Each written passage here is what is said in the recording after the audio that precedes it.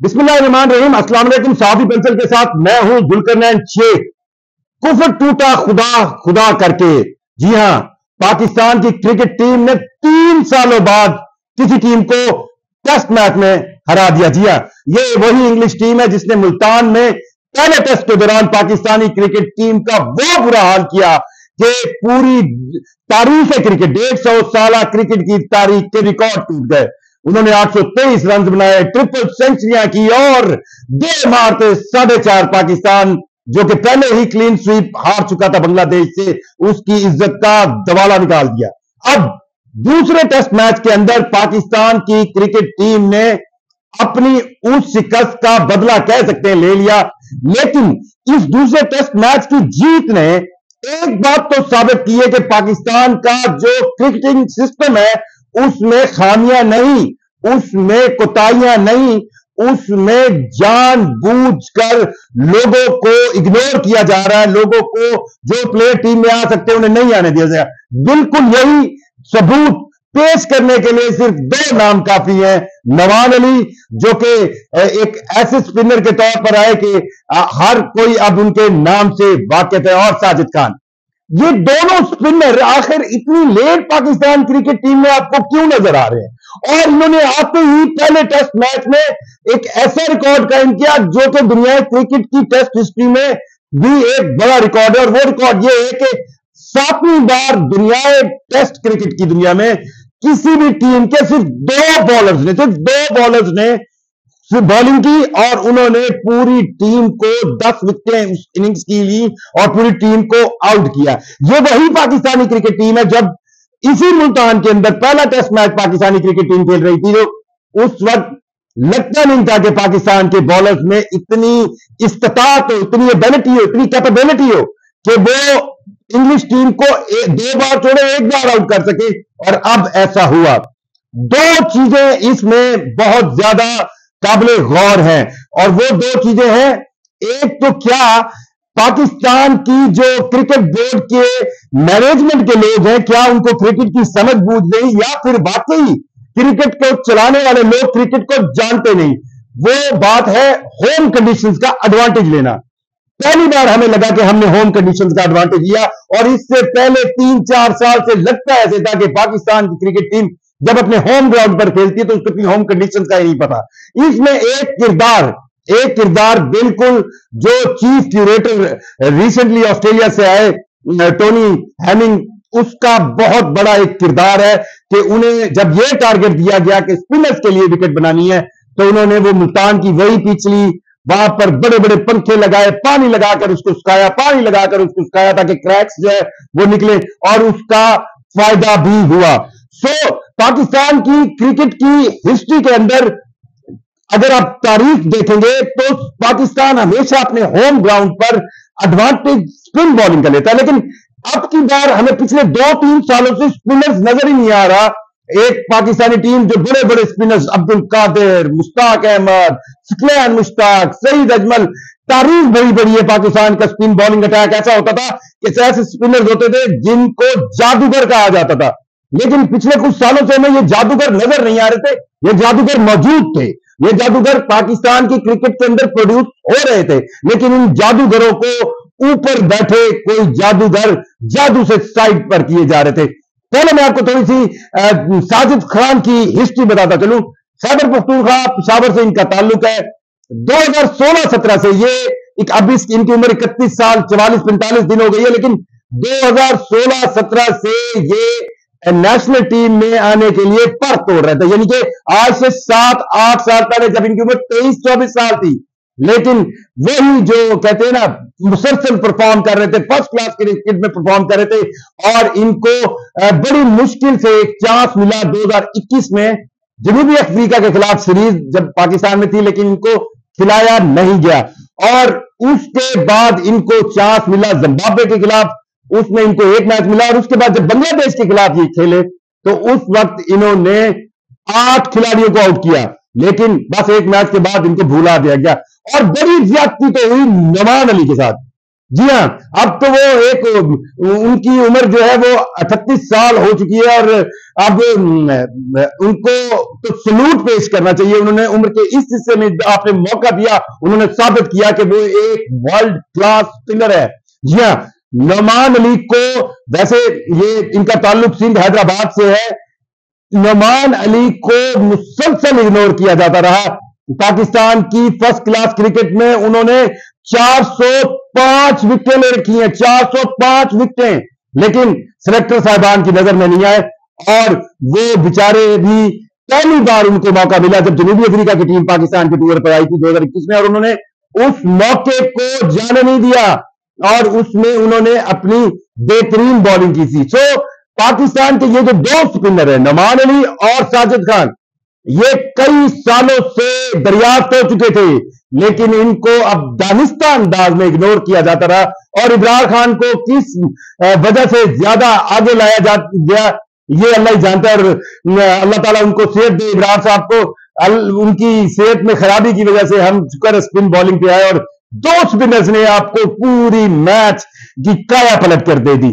मैं तीसरी जो इसमें आपको डिस्कवरी है, वो डिस्कवरी अब की नहीं है, वो 2015-16 में अंडर 19 से बल्कि कहें 2014 में कामरान गुलाम इस्लामाबाद यूनाइटेड की तरफ से खेल चुके हैं, लेकिन उनका कसूर वही था जो मिसबाउल हक का था। मिसबाउल हक आपको याद होगा कि 2007 के वर्ल्ड T20 कप के अंदर एक उभर कर प्लेयर आए थे जब शेर मलिक की कप्तानी में पाकिस्तान पहले वर्ल्ड T20 कप में फाइनल में इंडिया से आ रहा था और हर मैच में जब पाकिस्तान की 4-5 विकेटें गिरी हुई होती थी और पाकिस्तानी टीम बिल्कुल मुश्किलात का शिकार होती थी, तो एक शख्स मिसबाउल हक आता था और हम और आप परेशान होते थे कि ये शख्स कहां से आ गया, ये बैटर, ये किस तरह का बैट्समैन है। तो उसकी कहानी ये थी कि वो 2001-2 से लेकर 7 तक पाकिस्तान की डोमेस्टिक फर्स्ट क्लास क्रिकेट का सबसे ज्यादा स्कोर करने वाला प्लेयर था, लेकिन उस वक्त टीम के अंदर मौजूद मिडिल ऑर्डर मोहम्मद यूसुफ और इंजमामुल हक साहब ने मिसबाउल हक को पाकिस्तान क्रिकेट टीम में घुसने नहीं दिया और यही जुल्म हुआ कामरान गुलाम के साथ। जब बाबर आजम को लग रहा था कि एक उनका मुतबादिल है तो बड़े दिल का मुजाहरा करना चाहिए। मैं कह रहा हूं बाबर आजम बहुत बड़ा प्लेयर है, पर अगर आपको लगे कि एक जगह पर आप पाकिस्तान क्रिकेट की नुमाइंदगी सही नहीं कर पा रहे, आप फॉर्म में नहीं है, तो आपको चाहिए कि आप किसी और को मौका दे दें। पाकिस्तान के अंदर टैलेंट की कमी नहीं है। ये 3 लोग कामरान गुलाम के साथ तो यहां तक नाइंसाफी हुई कि जब मौजूदा chairman Pakistan cricket board Mohsin Naqvi साहब ने कहा कि टैलेंट हंट कर रहा हूं और 50-50 लाख रुपए महीने पे मंटोर जाहिर किए गए और फैसलाबाद के अंदर करोड़ों रुपए लगाकर एक चैंपियंस कप वनडे टूर्नामेंट का कराया गया, तो उसका भी सबसे बेहतरीन बैटर जो था वो कामरान गुलाम था, पर उसको पहले टेस्ट मैच में घुसने नहीं दिया गया। ये तो अल्लाह की, वो कहते हैं ना, एक आपकी प्लानिंग है, एक मेरी प्लानिंग है और एक मेरे अल्लाह की प्लानिंग है, और होना वही है जो मेरी अल्लाह की प्लानिंग है।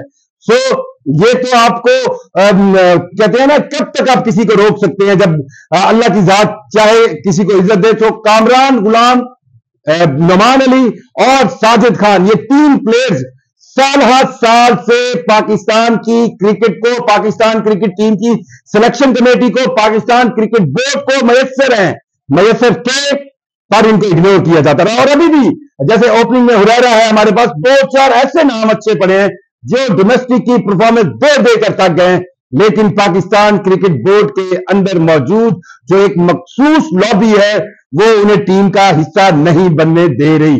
मोहसिन नकवी साहब, अगर आपको लगता है कि आपको क्रिकेट बेहतर करनी है तो आप एक काम जरूर करें, एक काम करें। मैं कह रहा हूं आप इसका किसी को जिम्मेदार न ठहराएं, पर अपने नॉलेज के लिए एक काम जरूर करें कि आप एक इंक्वायरी करवाएं कि आखिर ये प्लेयर्स जो इतने सालों से पाकिस्तान के डोमेस्टिक और फर्स्ट क्लास टूर्नामेंट्स के अंदर एक तसलसल के साथ परफॉर्मेंस दे रहे थे, इनको क्यों इग्नोर किया जाता रहा, इनको टीम में क्यों नहीं लाया गया, इनको क्या अवामिल थे जिनकी वजह से ये टीम का हिस्सा नहीं बन सके ये टैलेंट, ताकि आपको और पाकिस्तान क्रिकेट बोर्ड को एक थोड़ा सा एक पॉलिसी मेकिंग में आसानी हो। पढ़ी लिखी सी बात है कि आइंदा कोई भी पाकिस्तान का प्लेयर जो नई मेंशन है उसको इस तरह इग्नोर ना किया जाए। मुझे याद है 2016 के अंदर एक फर्स्ट क्लास मैच में ऑस्ट्रेलिया के अंदर एक फास्ट बॉलर की बॉल लगने से एक बैट्समैन फर्स्ट क्लास के उसको यहां पर बॉल लगी,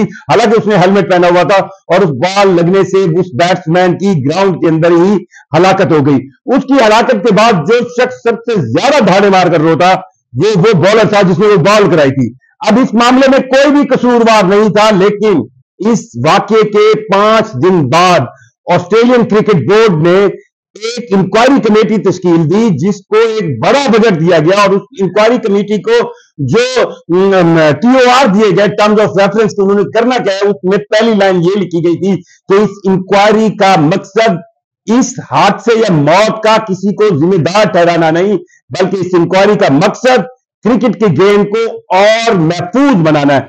सो मोहसिन नकवी साहब, अगर आप पढ़े लिखी बात करें तो आपको एक काम जरूर करना चाहिए कि पाकिस्तान का जो ये टैलेंट है, ये पिछले कई सालों से क्यों इग्नोर होता रहा, और इसकी इंक्वायरी का मकसद मैं कभी भी आपको नहीं कहूंगा किसी इंडिविजुअल का नाम है, कम से कम सिस्टम जरूर पिन पॉइंट होगा कि कहां पर सिस्टम के अंदर फ्लॉज मौजूद है, कहां पर सिस्टम जो है वो रिएक्ट नहीं कर रहा, कहां पर सिस्टम जो है वो पाकिस्तान के नेचुरल टैलेंट के सामने हडल बना हुआ है पाकिस्तानी क्रिकेट टीम में उसको आने का। पाकिस्तान क्रिकेट टीम को इंग्लैंड के खिलाफ एक टेस्ट मैच जीतने के बाद अब ये सीरीज तो बराबर करने का मौका मिला, और एक बड़ा ही नादिर मौका है पाकिस्तान के पास कि वो इस सीरीज को जीत सकता है रावलपिंडी के अंदर तीसरी टेस्ट मैच में। लेकिन उसमें फिर एक अहम किरदार होगा पिच बनाने वाले का। जी हां, रावलपिंडी के अंदर जब हम 2 मैचेस पिछले आ रहे हैं बांग्लादेश से, तो उसमें भी एक कंफ्यूजन नजर आया।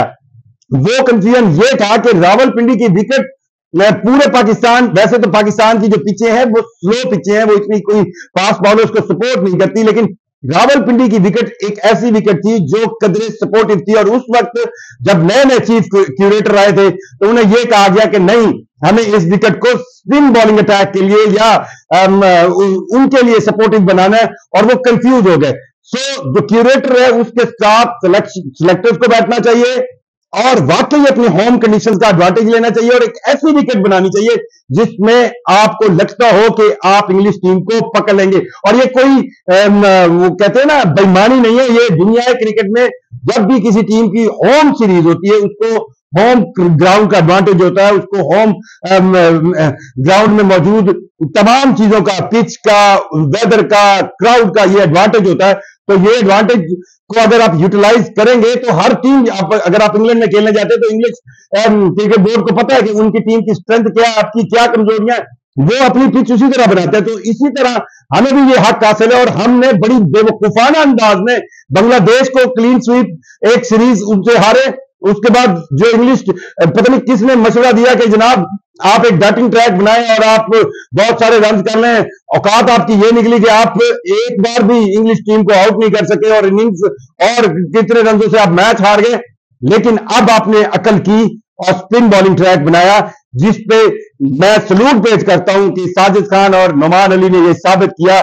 जरूर उनकी भले 31-38 साल उम्र हो गई, लेकिन उनको जब आपने मौका दिया उन्होंने साबित किया कि वो वर्ल्ड क्लास स्पिनर है। और दूसरा साथ साथ सलूट कामरान गुलाम को कि वो पाकिस्तान के उन 8 प्लेयर्स में शामिल हैं जिन्होंने अपने टेस्ट डेब्यू पर सेंचुरी स्कोर की, क्योंकि अगर ये सेंचुरी ना होती तो जिस तरह की विकेट रिएक्ट कर रही है, जिस तरह इंग्लिश बैटिंग का हाल हुआ, वो इंग्लिश बैटिंग जो ट्रिपल सेंचुरियां और वो इंग्लिश बैटिंग जो 823 रन बना रही थी, तो आपको ये अंदाजा लगाना चाहिए कि कामरान गुलाम के वो सेंचुरी कितनी बड़ी, कितना बड़ा हिस्सा है पाकिस्तान की जीत में। सो मैं इन 3 प्लेयर्स को पाकिस्तान की टीम ने उनकी परफॉर्मेंस को खुशामदीद कहता हूं। अब पता नहीं नुमान अली और साजिद खान से हम कब तक मुस्तफीद हो सकेंगे। कामरान गुलाम अभी 29 साल के हैं, वो मेरा ख्याल है अभी पाकिस्तान की क्रिकेट टीम को 2, 4, 6 साल दे सकेंगे। लेकिन ये सवाल अपनी जगह पर कायम है कि क्यों इन खिलाड़ियों को साल से नजरअंदाज किया जाता रहा।